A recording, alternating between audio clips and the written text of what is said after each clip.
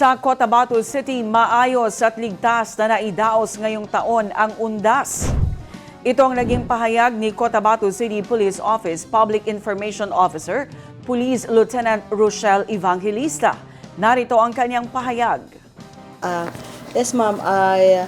yung ating dalawang araw, no, actually yung undas lang natin yung 2 days ang event, pero matagal ang preparation po ng inyong Cotabato City Police Office, no. And masasabi po namin, at kanina po nga sa flag raising ceremony namin, na ang aming City Director, Police Colonel Jibilin Bungkayaw, ay nagbigay ng extend ng papasalamat sa komunidad, no, na dahil naging maayos at solemn yung pag-celebrate natin o pag-commemorate natin sa mga minamahal nating namayapa na sa iba't ibang cemetery dito sa Cotabato City, no. So incident-free commemoration tayo, no, sa mga areas ng cemetery, and as well as ang aming City Director din nagpapasalamat din sa mga kapulisan at sa ating mga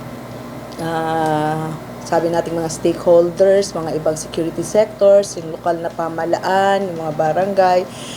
lahat-lahat po nagtulong-tulong para ma-ensure lang talaga na maging safety at saka maayos yung pag-celebrate ng ating mga kababayan. So, sabi nga namin successful, very successful yung aming isinagawang pagbabantay, no, sa ating mga nagko-commemorate ng mga itong ating Undas 2025. Actually, ma'am, ang inyong kapulisan talaga as a whole, no, sa PNP, always naka-prepare na talaga ito dahil it is yearly event, no. So, yung amin na lang ay pinaigting, dinagdagan pa natin na pag-ayos dahil syempre may pagbabago every year, no, at saka lalo pang dinagdagan yung puwersa. Aside doon, mas lalo pa yung pinalawak namin yung coordination din sa iba't ibang ahensya na makatulong din sa kapulisan, at masaya naman kami dahil ang ating lokal na pamahalaan sa pamumuno po ng ating mahal na Mayor Bruce Matabalaw ay nagbigay talaga ng extent ng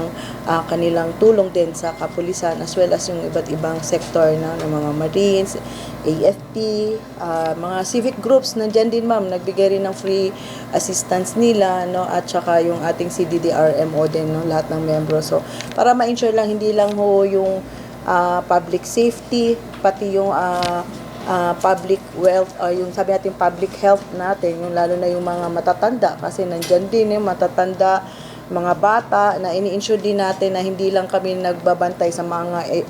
eventualities, even yung mga health condition, binabantayan din. So, yun, masaya naman kami, no, na naservisyohan ng maayos yung mga kababayan natin sa Cotabato City.